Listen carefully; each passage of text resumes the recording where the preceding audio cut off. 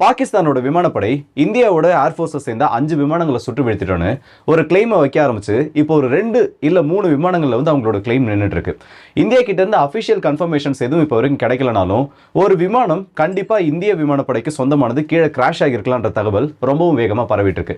ஆனா இதுக்கு நடுவுல நம்மளோட பஞ்சாப் மாநிலத்துல எல்லையை ஒட்டி இருக்கக்கூடிய ஒரு கிராமத்துல ஒரு பொருளை நம்மளோட இந்திய கிராமத்தை சேர்ந்த சில நபர்கள் கண்டுபிடிக்கிறாங்க. அதிகாரிகளுக்கு தகவல் கொடுத்ததுக்கு அப்புறம் அதோட ஃபர்ஸ்ட் ஸ்டேஜ் ஆஃப் இன்வெஸ்டிகேஷன்ல ஒரு தகவல் வெளியாகுது. பாகிஸ்தானோட விமானப்படைக்கு சீனாவால கொடுக்கப்பட்ட PL-15 பியாண்ட் விஷுவல் ரேஞ்சுன்னு சொல்லக்கூடிய அந்த ஏவுகணைகளோட உதிரி பாகங்கள் கீழே கிடைக்குது. இந்த ஒரு தகவல் வெளியில வந்ததும் ஒரு பெரிய அதிர்வலைகளை ஏற்படுத்தியிருக்கு. காரணம், அந்த மிசைல் எக்ஸ்ப்ளோட் ஆகல, அது கீழே விழுந்து நொறுங்கி அந்த கிராஷ் ஏற்பட்டு அந்த பாகங்கள் சிதறி கிடைக்கும்ல, அந்த மாதிரி ஒரு சைட்ல தான் இந்த மிசைலோட இம்பாக்ட்ன்றது கிடைச்சிருக்கு. ஸோ தாக்குதல் நடந்த நைட்டு பல சம்பவங்களை இந்த இந்தியாவும் பாகிஸ்தானும் சேர்ந்து பண்ணியிருக்காங்க. எப்படி இந்த மிசைல் இந்தியாவோட ஃபைட்டர் ஜெட்ஸை சுட்டு வீழ்த்தாம கீழே விழுந்திருக்கு, இதை தான் மெயினாக இந்த ஒரு பதிவில் பார்க்க போகிறோம். ஸோ வாங்க வீடியோக்குள்ள போயிடலாம். நான் உங்கள் ஆக்கி தாம்பக்ஷ வங்கம் டிபி ட்ரெண்டிங்ஸ்.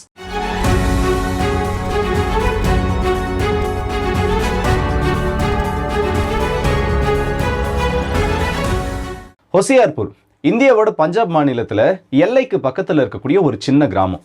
இந்த கிராமத்துல இந்தியாவுக்கும் பாகிஸ்தானுக்கும் நடுவில் இவ்வளவு பெரிய டென்ஷன்ஸ் நடந்து முடிஞ்ச அடுத்த நாள் காலையில ஒரு விஷயத்தாங்க இருக்கக்கூடிய விவசாயிகள் கவனிக்கிறாங்க. அவங்களோட வயல்வெளியில ஏதோ சின்ன எலக்ட்ரானிக் டிவைசஸ் இல்ல வானத்துல இருந்து கீழே விழுந்த ஒரு பொருள் மாதிரி கீழே சிதறி கிடக்குது. இது சம்பந்தப்பட்ட தகவல் வெளியில தெரிவிக்கப்பட்டதுக்கு அப்புறமா அதிகாரிகள் அவங்களோட ஆய்வுகளை நடத்தி முடிச்சு இப்போ அதோட அறிவிப்பை வெளியிட்டு இருக்காங்க. விவசாயிகள் அந்த இடத்துல கீழே இருந்து கண்டுபிடிச்சிருக்கக்கூடியது பாகிஸ்தான் விமானப்படைக்கு சொந்தமான இல்ல பாகிஸ்தான் விமானப்படையால ஏவப்படக்கூடிய சைனாவோட தயாரிப்பான PL-15 BVR ஏவுகணைகள். இந்த ஏர் டு ஏர் மிசைல்ஸை பொறுத்த வரைக்கும் இந்தியாவும் பாகிஸ்தானும் ஓரளவு சரிசம பலத்தில் இருக்காங்கன்னு சொல்லலாம். ஏன்னா இந்தியாவோட மிசைல் ரேஞ்சை விட இந்த BVR மிசைலுக்கு ரேஞ்சுன்றது கொஞ்சம் கூடன்னு சொல்லிட்டு சில தகவல்கள் வெளியில இருக்கு. அபிஷியலா பார்த்தோன்னா 150 கிலோமீட்டர்கள்ல இருந்து 200 கிலோமீட்டர்கள் வரைக்கும் இந்த ஒரு மிசைலோட ரேஞ்ச் இருக்கலாம்னு சொல்றாங்க. இதே அளவுக்கு ஈக்குவலான மிசைல்ஸ் நம்ம கிட்டேயும் இருக்கு. ஆனா சைனாவோட இந்த பியாண்ட் விஷுவல் ரேஞ்ச் ஏவுகணைன்றது கொஞ்சம் அட்வான்ஸ்டுன்ற ஒரு செய்தியும் வெளியில இருக்கு. ஸோ இப்போ இந்த மிசைலோட கிராஷ் சைட்ன்றதை கண்டுபிடிச்சிருக்காங்க. அந்த இடத்துல என்னெல்லாம் கிடைச்சது? ஏன்னா பொதுவாக ஒரு மிசைல் வந்து இந்த மாதிரி கீழே விழுதுன்னா ஒன்று அது மிட் ஏர்ல எக்ஸ்ப்ளோட் ஆகி அதோட டார்கெட்டை நியூட்ரலைஸ் பண்ணதுக்கு அப்புறமா அது கீழே விழும். அப்படி கீழே விழுந்துச்சுன்னா அதோட சில காம்பனன்ட்ஸ் மட்டும் தான் கிடைக்கும். ஆனா இந்த இடத்துல அந்த மிசைலோட சீக்கர்னு சொல்லுவாங்கல்ல, ஆன் போர்டில் அதோட முன்னாடி அந்த மண்டப்பகுதி இருக்கும்ல, அது இன்டாக்டா இந்த இடத்துல கிடைச்சிருக்கு. அது இன்டாக்டா கிடைச்சது மட்டும் இல்லாம அந்த மிசைலோட அந்த ப்ரொபல்லன்ட் டியூப்னு சொல்லுவாங்க, அதோட வெடிபொருளை தாண்டி பின்னாடி இருக்கக்கூடிய எரிபொருள் பயன்படுத்தக்கூடிய ஒரு பகுதி, அந்த ப்ரொபல்லன்ட் டியூபும் கீழே இன்டாக்டா கிடைச்சிருக்கு. ஸோ இந்த விஷயம் எல்லாம் எந்த ஒரு சம்பவத்தை உறுதிப்படுத்துனா இந்த மிசைல் மிட் ஏர்ல எக்ஸ்ப்ளோட் ஆகல. அது எக்ஸ்ப்ளோட் ஆயிருந்துன்னா அந்த சீக்கரும் நமக்கு கிடைச்சிருக்காது, பின்னாடி இருக்கக்கூடிய அந்த ப்ரொபல்லன்ட் டியூபும் கிடைச்சிருக்காது. ஸோ இந்த மிசைல் கீழே விழுந்து தான் எக்ஸ்ப்ளோட் ஆகிருக்கணும். அது மிட் ஏர்ல எக்ஸ்ப்ளோட் ஆகிறதுக்கான பாசிபிலிட்டிஸ்ன்றது கம்மி. ஸோ இப்போ பாகிஸ்தான் வச்சிருக்கக்கூடிய ஒரு கிளைம் என்ன? இந்திய விமானப்படைக்கு சொந்தமான விமானங்களை நாங்கள் சுட்டு வீழ்த்திட்டோம். அப்படி சுட்டு வீழ்த்தினது மட்டும் இல்லாமல் எங்களோட ஏவுகணைகளை பயன்படுத்தி தான் நாங்கள் இதை சுட்டு வீழ்த்தணும்னு ஒரு கிளைம் வச்சிருக்காங்க. ஸோ இப்போ இது ரெண்டுமே வந்து ஒன்னோட ஒன்று மேட்ச் ஆகிற மாதிரி இருக்கா? ஆனால் ரியாலிட்டியில் இப்படி ஒரு சம்பவம் நடந்திருக்கிறதுக்கான அந்த சினாரியோன்றது ரொம்ப ரொம்ப ரொம்ப கம்மி. அதுக்கு மெயினான ரீசன் என்னன்னா, இந்த இடத்துல நார்மலாக நம்ம பேசினா இதை நிறைய பேர் வந்து அக்செப்ட் பண்ணிக்க மாட்டாங்க. ஸோ இந்த டைம் லைனை நம்ம எடுத்து பார்ப்போம். ஏன்னா இந்த அட்டாக் நடந்தது வந்து 1 மணிக்கு ஆரம்பிச்சு 1:30 மணிக்குள்ள எல்லா அட்டாக்கையும் நடத்தி முடிச்சிட்டாங்க. அதுவும் நம்மளோட விமானப்படைக்கு சொந்தமான விமானங்கள் இந்த 9 இடங்கள்ல அடிச்ச டார்கெட்ஸுமே ஃபயர் பண்ண பொசிஷன், அந்த ஃபயரிங் பொசிஷன்ன்றது நம்மளோட எல்லைக்குள்ள இருந்து தான் பண்ணியிருக்காங்க. ஸோ இந்த டைம் லைன் எடுத்து பார்ப்போம். ஃபர்ஸ்ட் முதல் எக்ஸ்ப்ளோஷன் கரெக்டாக 1:04 மணிக்கு கொட்லியில் இருக்கக்கூடிய அப்பாஸ் டெரரிஸ்ட் கேம்ப்ல அந்த எக்ஸ்ப்ளோஷன் ஆனது உணரப்படுது. இது சரியா நடந்தது நள்ளிரவு 1:04 மணிக்கு. இதுக்கு அடுத்தபடியா தாக்குதல் நடந்தது முழுக்கையில் இருக்கக்கூடிய லஷ்கர் இ தைபாவோட அந்த கேம்ப், ட்ரைனிங் கேம்ப் மேல. இந்த இடத்துல அட்டாக் நடந்தது சரியா பார்த்தோன்னா 1 மணி நேரம் 6வது நிமிஷம். ரெண்டுத்துக்கும் 2 நிமிஷம் தான் கால இடைவெளி. இது ரெண்டுத்துக்கும் எந்த அளவுக்கு கிலோமீட்டர் டிஸ்டன்ஸ் இருக்கு, இல்லை எந்த அளவுக்கு இடைவெளி இருக்குன்னு பார்த்தோன்னா சில கிலோமீட்டர் தூரங்கள். இதே மாதிரி ஒவ்வொரு ட்ரைனிங் பேஸும் எடுத்தனா 1:12, 1:15, 1:17, 1:19, 1:22, 1:25, கடைசி தாக்குதல் நடந்தது 1:28. இதுல இந்த பவல்பூர்ல நடந்த ஜெய்ஷ் இ முகமதோட டார்கெட் அடிச்சதுன்றது 1:12. ஸோ ஆரம்ப காலகட்டத்திலே லாங் ரேஞ்ச் டிஸ்டன்ஸ் இருக்கக்கூடிய அந்த டார்கெட்டை நியூட்ரலைஸ் பண்ணிட்டாங்க. ஒட்டுமொத்த நேரம் இது எடுத்துக்கொள்ளப்பட்டதுன்னு பார்த்தோன்னா வெறும் 26 நிமிஷங்கள் மட்டும்தான். அதுவும் இந்தியாவோட இந்த ஹேமர் பாம் ஸ்ட்ரைக் பண்றதுக்கு மட்டும்தான் இந்த டிலேவானது ஏற்பட்டிருக்கு. ஸோ இப்போ பிராக்டிகலான ஒரு சினாரியோ நீங்க இமேஜினேஷன் மாதிரி ஏற்படுத்திக்கோங்க. நம்ம இந்திய விமானப்படையை சேர்ந்த விமானங்கள் இதில் பயன்படுத்தப்பட்டிருக்கு. எல்லாமே யாருமே ஒரே ஃபயரிங் பொசிஷன்ல இருந்து இந்த டார்கெட்டை பண்ணியிருக்க சான்ஸே கிடையாது.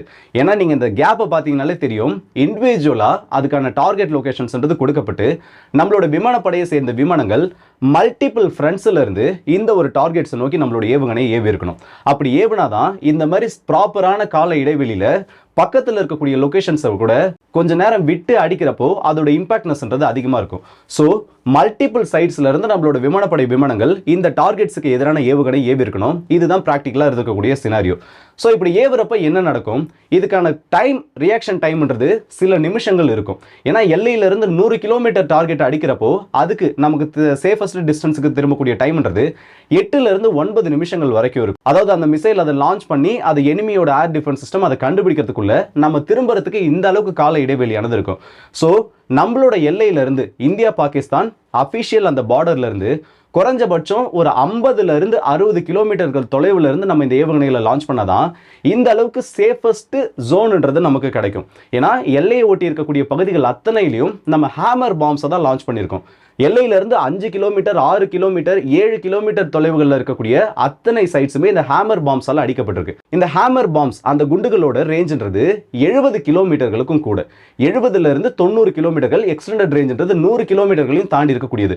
ஸோ இது எல்லாத்துலையும் நம்ம ஸ்டாண்ட் ஆஃப் டிஸ்டன்ஸ்ல இருந்தா லான்ச் பண்ணிருக்கோம். ஸ்கால்பை பத்தி சொல்லவே வேணாம், பவல்பூர்ல அடிச்சது எல்லாமே இந்த ஸ்கால்ப் ஏவுகணைகள் தான். அதோட ரேஞ்சுன்றது இதை விட டபுள் ட்ரிபிள் மடங்கு அளவு இருக்கக்கூடியது. அது மட்டும் இல்லாமல் அதில் இன்ஜின் இருக்கிறதுனால நம்ம இன்னும் லாங் டிஸ்டன்ஸ்ல இருந்து லான்ச் பண்ணாலும் அதோட டார்கெட்டை போயிட்டு அது நியூட்ரலைஸ் பண்ணிடும். ஸோ ப்ராப்பராக இந்த ஒரு அனலிட்டிக்ஸ் இல்லை இந்த ப்ராக்டிக்கல் வைஸ் பார்த்தோம்னா இந்திய விமானப்படைக்கு சொந்த விமானங்கள் இந்தியாவோட அந்த வான்பரப்புல இருந்துகிட்டே நான் ஃபர்ஸ்ட் சொல்லியிருந்தேன்ல இந்த பெயிட் அப்ரோச்னு சொல்லிட்டு நம்மளோட ட்ரோன்களை மட்டுமே உள்ள அனுப்பி surveillance drones and attack drones நம்மளோட நாகாஸ்திரா ட்ரோன்கள் இதை பயன்படுத்தப்பட்டிருக்கலாம்னு ஒரு செய்தி வெளியில வந்திருக்கு. ஸோ இந்த மாதிரி நம்மளோட ட்ரோன்ஸை உள்ள அனுப்பி அந்த இடத்துல இருக்கக்கூடிய ரேடார்ஸை நோட்டமிட்டுட்டு நம்மளோட பகுதிக்குள்ள இருந்து தான் இந்த ஒரு மிசைலை லான்ச் பண்ணியிருக்கணும். ஏன்னா பாகிஸ்தானுக்கு அட்டாக் நடந்ததுக்கு அப்புறம் தான் இப்படி ஒரு சம்பவம் நடந்திருக்குன்றதே தெரியும். இந்த ஒரு விஷயத்தை நல்லா நீங்க கவனிச்சு பாருங்க. பாகிஸ்தானுக்கு ஃபர்ஸ்ட் குண்டு அந்த இடத்துல இம்பாக்டை ஏற்படுத்தினதுக்கு அப்புறம் தான் இப்படி ஒரு ஸ்ட்ரைக் நடந்திருக்குன்றதே தெரியும். ஆனால் எதையுமே அவங்களால இன்டர்செப்ட் பண்ண முடியல, எதையுமே அவங்களால டிஃபெண்ட் பண்ண முடியல. ஸோ இந்திய விமானப்படை விமானங்கள் நம்மளோட இந்தியாவுக்குள்ள இருந்து தான் இந்த ஒரு அட்டாக்கை நடத்தி முடிச்சு நமக்கு அந்த ரியாக்ஷன் டைம்ன்றது ரொம்பவே அதிகமாக கிடைச்சிருக்கு. அப்படி கிடைச்சாதான் இந்த அளவுக்கு நம்மளால பேஸ்க்கு குறிப்பிட்ட டைமுக்குள்ள வந்து திரும்ப முடியும். ஸோ இப்போ பாகிஸ்தான் அப்போ சுட்டு வீழ்த்திட்டா சொல்றாங்களே, இது எந்த அளவுக்கு இந்த ஒரு சினாரியோட ஒத்து போகும்? ஏன்னா நம்ம பேஸ்க்கு திரும்பறதுக்கு நமக்கு எக்ஸஸான டைம் இருக்கப்போ பாகிஸ்தானோட விமானப்படையால அந்த அளவுக்கு ரியாக்ஷன்ன்றதை கொடுக்க முடியாது. அவங்களால ரியாக்ஷன் கொடுக்கக்கூடிய டைம் அவங்களுக்கு இருந்துருந்துச்சுன்னா, இல்ல உண்மையிலேயே அவங்களுக்கு அந்த ரியாக்ஷன் டைம்ன்றது இருந்துருந்துச்சுன்னா நம்மளோட குண்டுகளை அவங்க இன்டர்செப்ட் பண்ணிருக்கணும். ஆனா அதை அவங்க இன்டர்செப்ட் பண்ணல. இந்த ரியாக்ஷன் டைம் இந்த அளவுக்கு கம்மியா இருக்குன்றப்போ இந்த இடத்துல ஒரு ஏரியல் பேட்டில் நடந்திருக்கிறதுக்கான வாய்ப்புன்றதே சுத்தமா கிடையாது. அப்ப இந்த PL-15 மிசைல் எப்படி உள்ள வந்துச்சு? பாகிஸ்தான் வந்து இந்த அளவுக்கு போல்டா ஒரு கிளைம் வைக்கிறாங்களே, பத்தாதுக்கு அதோட டெப்ரிஸை வேற நம்ம எடுத்திருக்கோமேனா ஃப்ரஸ்ட்ரேட்டட் பாகிஸ்தான் இந்த அட்டாக் நடந்து முடிஞ்சதுக்கு அப்புறமா அவங்களோட விமானப்படை விமானங்கள்ல இருந்து இந்த வகையான ஏர் டு ஏர் மிசைல்ஸை நம்மளோட இந்தியன் டார்கெட்ஸை ஏதாச்சும் நோக்கி மேபி அந்த இடத்துல உள்ள பறந்துட்டு இருக்கக்கூடிய நம்மளோட எல்லைக்குள்ள பறந்துட்டு இருக்கக்கூடிய அந்த விமானங்களை நோக்கி அவங்க ஏவி இருக்கலாம். அப்படி ஏவப்பட்ட ஏவுகணைகள் ரெண்டு சினாரியோ தான். ஒன்று நம்மளோட எலக்ட்ரானிக் ஜாமிங் மூலியமா கீழே டவுன் பண்ணப்பட்டிருக்கணும்.